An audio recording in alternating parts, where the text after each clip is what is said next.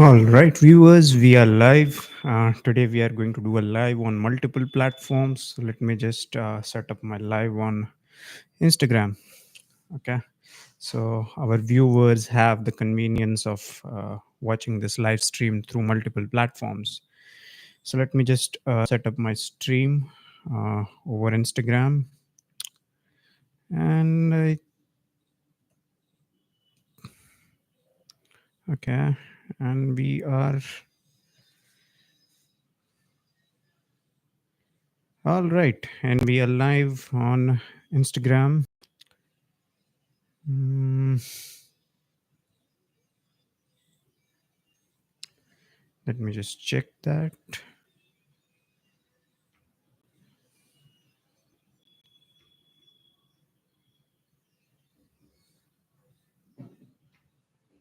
All right.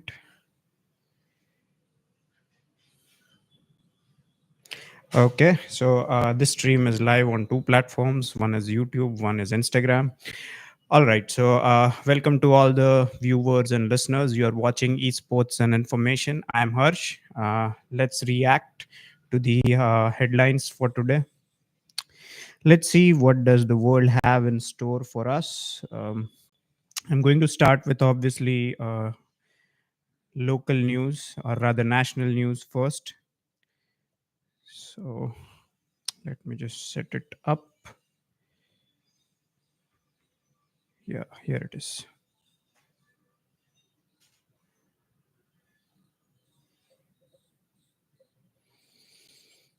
All right. We're going to start off with the national news, that is National Investigation Agency, the agency across our country that looks into the matters of terrorism and counterterrorism, that has reached the location of Riasi. Riasi is a place in the state of Jammu and Kashmir where recently a bus carrying pilgrims was attacked. Okay, so much for secularism, so much for tolerance. We fund uh, we fund their religious pilgrim for Hajj, but in return we get this. But yeah, we have to be secular. We have to be very tolerant and still fund their annual Hajj trip as well. All right, moving on because there is no end to this discussion. Uh, The state of Bihar, the National Meteorological Department has put out a press note warning the state of Bihar for intensive heat wave conditions in their state from the date of 11th of June to the 15th of June, and hence the schools in the state of Bihar have been instructed to remain closed. Okay, okay. Yes. So intense heat wave conditions will prevail in several parts of the state. The maximum temperature was recorded at 45 degrees Celsius, and it's predicted that it is going to increase in the next couple of days, and hence the schools have been shut down. I guess this is a nice move to keep students safe from heat wave conditions. Okay. So very interesting. Something that very interesting happened yesterday was in the Union Territory of Puducherry. Some of you might have also known this as Pondicherry, but it is no longer Pondicherry. It is Puducherry now. Uh, so very recently, like we have covered this in some of our previous live streams as well. The European Union has been undergoing this parliamentary elections, and after the far right party won the parliamentary elections to the European Union, Emmanuel Macron, that is the president of France, he requested a snap parliamentary poll, meaning, okay, if you're able to prove your majority in the Union legislature, prove your majority at the state level as well, that is at the local level in in the France as well. So there are a few French citizens currently residing in the Union Territory of Puducherry as well, and there were special arrangements made for them to cast their vote in the elections. So let me give you this brief information, the factual data. There are currently 4,546 French citizens living in the different parts of Puducherry in Tamil Nadu and Kerala as well. Yep. So in total, 945 citizens have casted their votes, and yeah, uh, the polling took place between 8 a.m. to 6 p.m. So this is first time. I don't know. I'm listening to this for the first time that the French citizens who are resident over here, they have been given the facility to cast their votes in their elections from our territory. Yeah, yeah. I guess this is too good. Next up is the state of Sikkim. Prem Singh Tamang, he takes oath as the chief minister of Sikkim for the second time. Now, keep in mind, while Lok Sabha elections were going on, there were parallel state legislature elections also going on in the state of Odisha and Sikkim. So, Prem Singh Tamang, he has been sworn in as chief minister of Sikkim. There are multiple other people as well. So, yep, that's about it. Sikkim, the Himalayan state. Hmm, okay.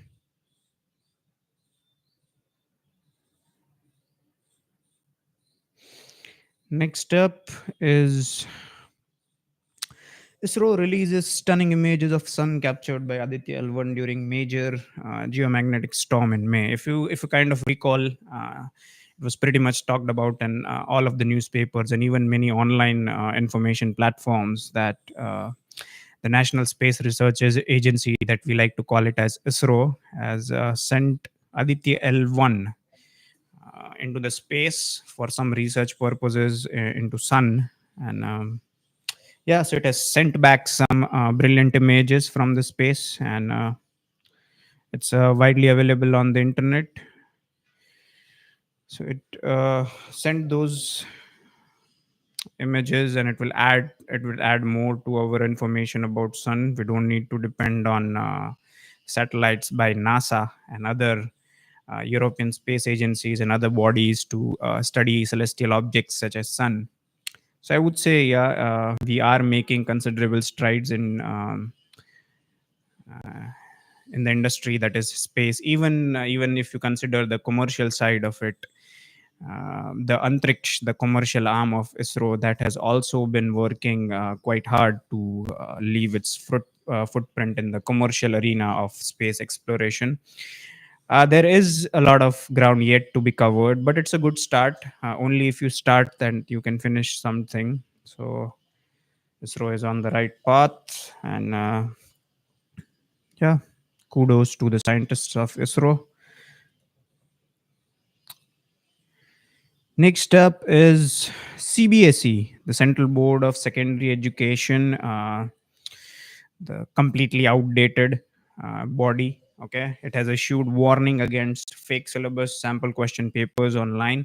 Now, internet has had a larger penetration in the rural areas of Bharat as well. So now what usually happens is people from the rural areas, although they have some facilities to go to school, they end up surfing the internet for materials and question papers online, and they use it as a substitute to use it as an excuse to not go to schools. And so now that leaves them vulnerable to a lot of fake information and the pirated content that is available on the internet. So Central Board of Secondary Education has issued a warning. Okay, there are a lot of fake syllabus PDFs and materials online that you should be aware of. And yeah, so this has been done, kept in mind about students who are using such resources online, and this is for the academic year of 2024 to 25, meaning the current academic year 24-25. So it has issued a warning. It says that the information from unauthorized sources can be misleading and may cause unnecessary confusion among school students, parents, and other stakeholders. So it is advised to only refer to the CBSE website for authentic information and updates. All right, CBSE, since you are worried about a lot of misinformation and fake information, why don't you check your own textbooks? When was the last time you revisited the syllabus of your textbooks? There are multiple factual inaccuracies there as well. So, you might want to look into it. Mm, Okay. So uh, so there is a country in the southern part of the African continent called Malawi. All right. And the vice president of Malawi, his name is Saulos Klaus Chilima. All right, I hope I'm saying that correctly. So his helicopter has been missing. His aircraft has been missing. He took off yesterday in the morning, somewhere close to 9:15, and so far there is no news about his helicopter being somewhere. And the military of Malawi is obviously in action. They are trying to determine what exactly happened. So the efforts by the aviation authorities to make contact with the aircraft since it went off radar has failed. The plane has been scheduled to land. Okay, it has not landed. So yeah, all prayers are with the vice president of Malawi. Let's see if he comes out on top of this. Hmm. Next up, next up is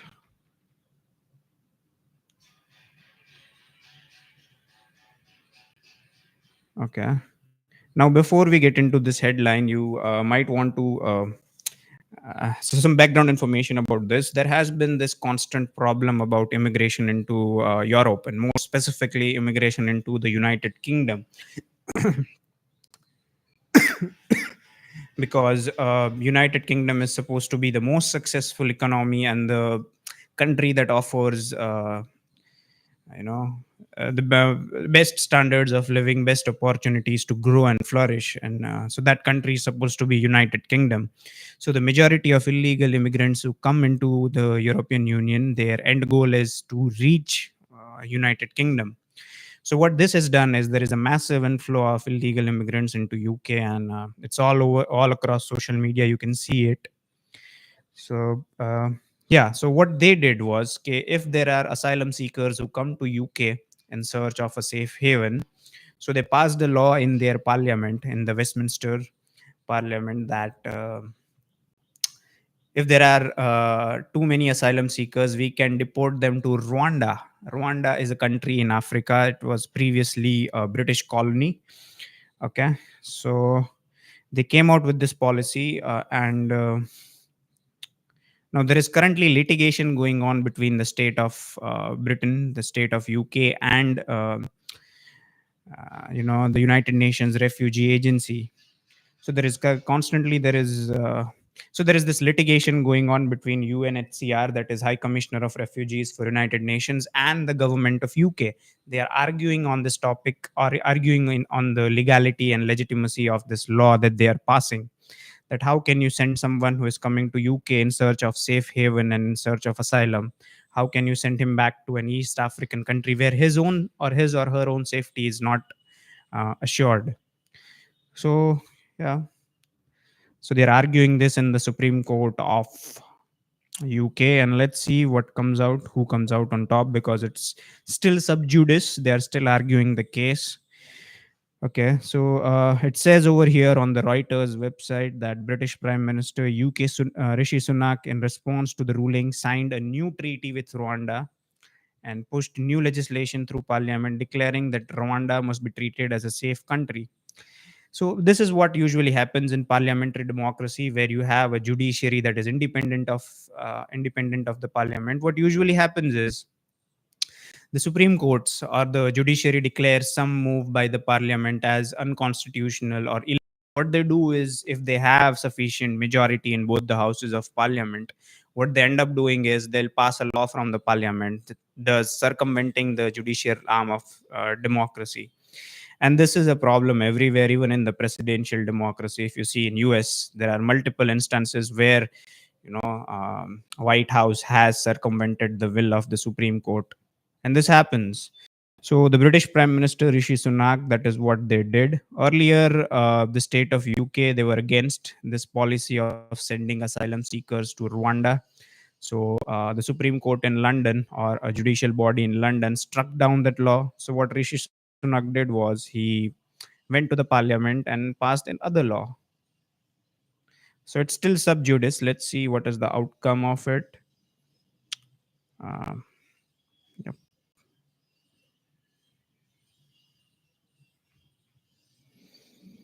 Okay. Very recently, there was this statement by President of Philippines. Now, for those of you who don't know, Philippines is an island country on the eastern side of the Asian subcontinent. So, if you see the countries, if you locate Indonesia on world map, Philippines will be on the northeastern side of Indonesia. So these are island countries, just like Indonesia. Philippines is also a sum total of a lot of islands. Okay. Now, in many of our previous live streams and reacting to headlines, we have discussed this topic about China being hostile to a lot of its neighbors. Okay, so get this. Okay, uh, there is some background story to this, that China has um the lifeline of China is the so-called body that we like to call it as South China Sea. Somewhere close to $3 trillion of exports and import goods pass through this water body, and majority of it belongs to China. Okay, so naturally, China would want to have some degree of naval dominance and some degree of superiority on that water body. But guess what? There are multiple island countries such as Thailand, Indonesia, and Philippines as well, and they do not disagree with the view that China has regarding the South China Sea.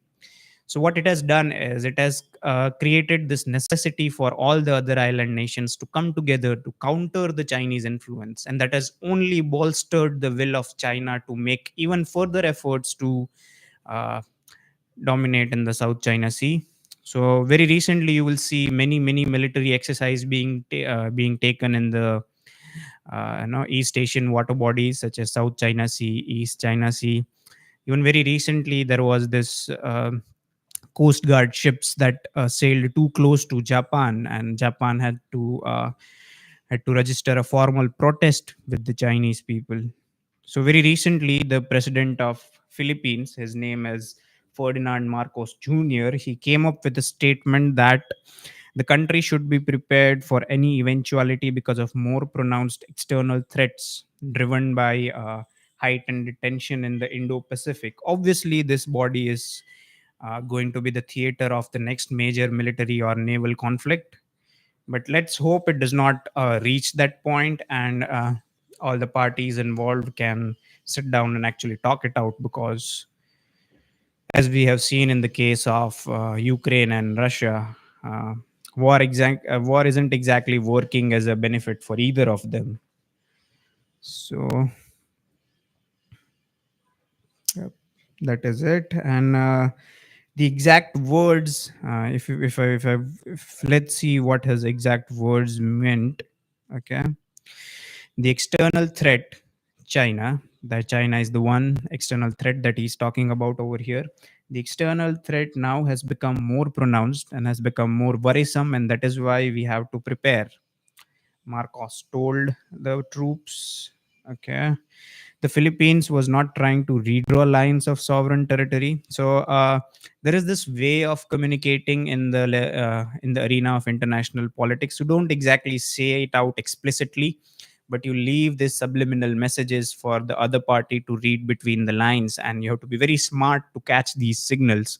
So if you see his exact words over here, his exact words say the Philippines was not trying to redraw lines of sovereign territory, meaning that it is communicating to China that we do not want to change the status quo.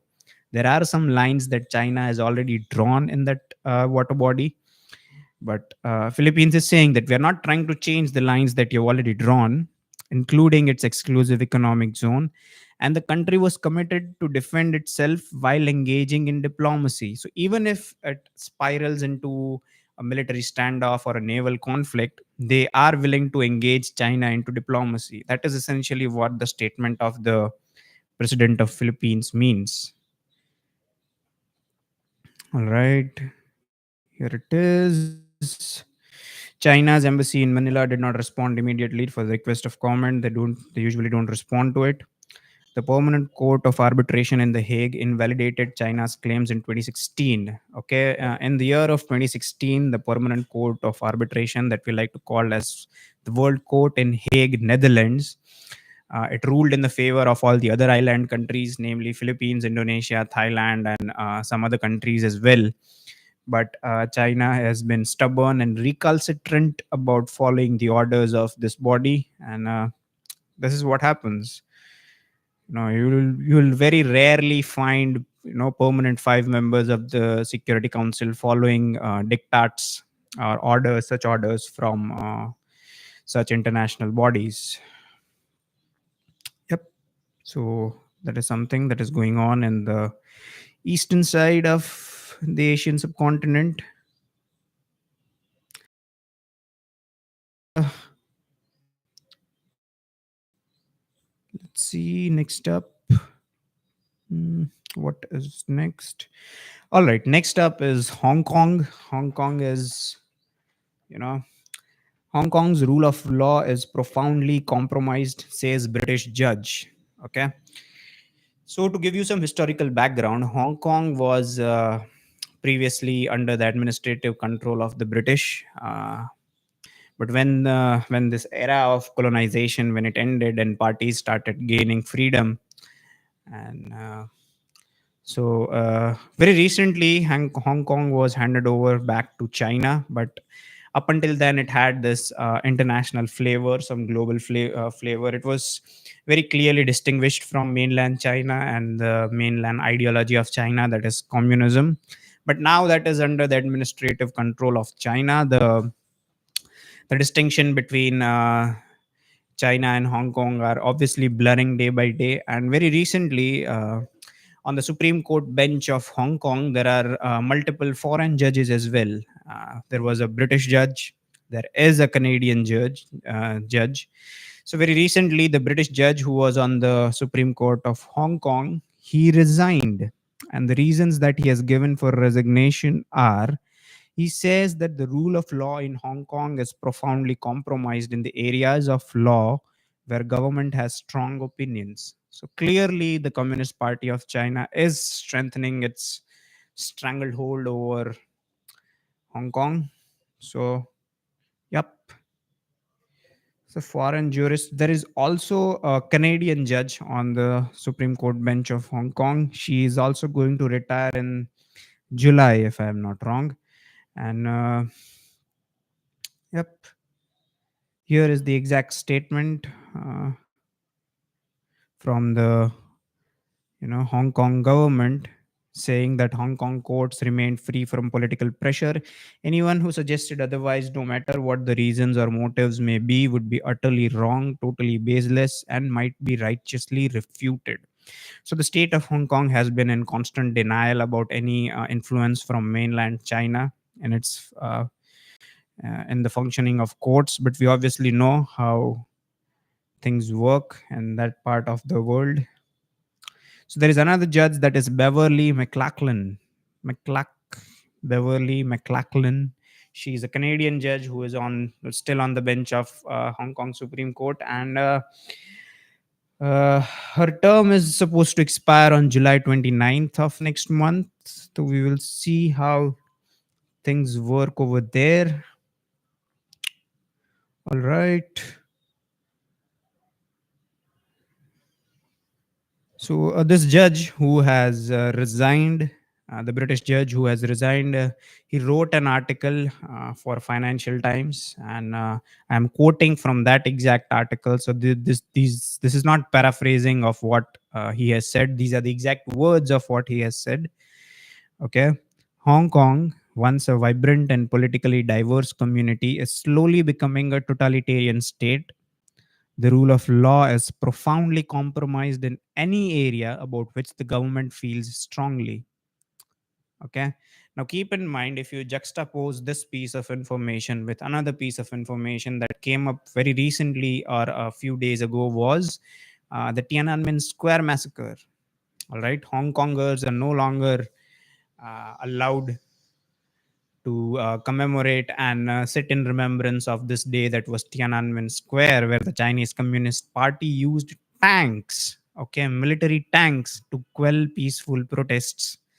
So there isn't a precedent in history, in the contemporary history regarding this. But yeah, so they are not allowed to sit in commemoration of that day. So the Communist Party clearly wants, you know, wants that memory of Tiananmen Square protests to be erased from the memory of people. But there are fervent attempts from Hong Kongers and people from Taiwan to keep that memory alive. All right, so watch out this space. Hong Kong is definitely going to go through some changes in the upcoming time. So we'll see the Communist Party in China tightening its grip over Hong Kong. So let's see how things go over there. Next up is United Nations Security Council. I don't think this body is useful any further. It has outlived its utility and it needs major changes. But regardless of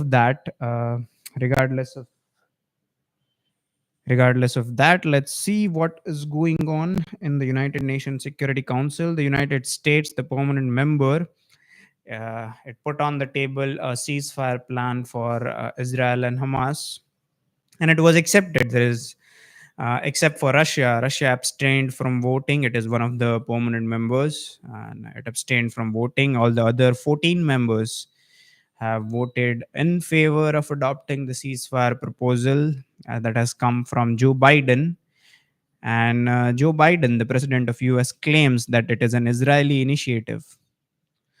So we don't know, but as long as it manages to achieve the stated objectives of this ceasefire deal, I have no, problems, or I have no issues with who started it, who initiated the ceasefire deal, not the war. Obviously, we know what happened on October. So there should not be any doubt in your mind about who started this conflict. All right, Hamas, welcome the adoption. Obviously, you will welcome the adoption because you are brutalessly getting plundered in your own land, I would say. Yes, Russia abstained from the United Nations vote while all the others. Okay. All right, but there is one thing that I want to highlight. Two things basically. There are two things over here that I need to highlight. Is Algeria. Algeria, for those of you who don't know, Algeria is a country in the northern part of you know Africa. So Algeria, the only Arab member of the council, supported the resolution because why did Algeria support the resolution? In their own words, we believe it can represent a step forward towards an immediate and lasting ceasefire. Okay, let's see. We'll find that. It offers a glimmer of hope to the Palestinians. It's time to halt the killing, obviously. Okay. Next up is the resolution goes into detail about the proposal and spells out that if the negotiations take longer than 6 weeks for phase one, the ceasefire will still continue as long as negotiations continue. So obviously, in one of the previous live streams that we did, we had discussed this, that there were changes that were suggested by Russia, that in the text of the ceasefire deal that USA is presenting, there should be something about that while the peace is being negotiated, the ceasefire should stay in place. Now, obviously, this is a commonsensical thing, but when you are, working on such an international level, you cannot have any room for ambiguity, and you cannot have any room for vacuum. So, yeah, that I guess that suggestion was taken up. Okay.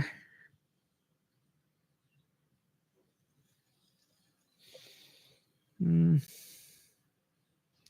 The official statements from the Russian side who abstained from voting on this ceasefire deal was Russia's UN ambassador Vasily Nebenzia asked what Israel had specifically agreed to and said the Security Council should not be signing up to agreements with vague parameters. All right, so the Russian side is still of the opinion that there is so much ambiguity in this agreement, and there are vague parameters. It is their words. I am not making this up. It is their goal. Okay. So the next up is the Israeli parliament. For those of you who don't know, Israeli parliament is called as Knesset. Knesset is the word that we use for the Israeli parliament. And Let's see what's going on. So the Israeli parliament, they're voting on this new law of military conscription. And for those of you who don't know, military conscription is mandatory service in the military of a country after a certain age. And the parliament of Israel is voting on this specific thing. Okay. So the ultra orthodox religious students, now there are students in Israel who opt for studying their religion, that is Judaism, at a very early age.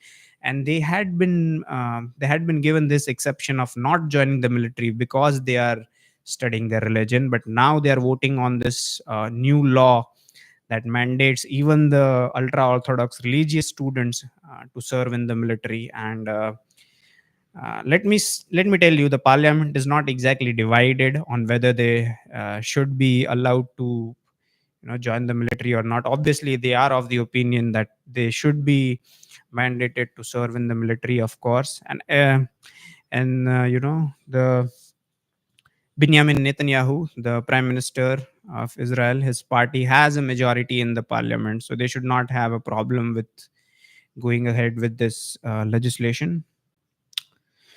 But there are a few things that you need. The conscription bill, which must pass through further readings, blah blah blah, would see gradual entry into military of some ultra orthodox Jews traditionally resisted serving in the armed forces.